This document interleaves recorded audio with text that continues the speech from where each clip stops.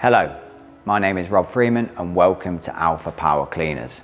Today we're looking at the Tennant T500 pedestrian floor scrubber dryer.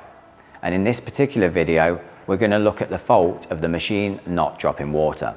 Now the first thing we'd always recommend is make sure your clean tank is full of clean water, your water control valve is turned on, which can be seen here, and your water flow is set to high, which can be adjusted with this switch here. If at this point you've still got no water, ensure any switches such as fast or ECH2O are also switched off.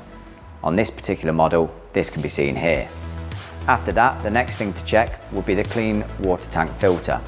Please see our separate video which shows how to check the water filter. At this point, if you've still got no water and the filter's clean, please contact Alpha Power Cleaners.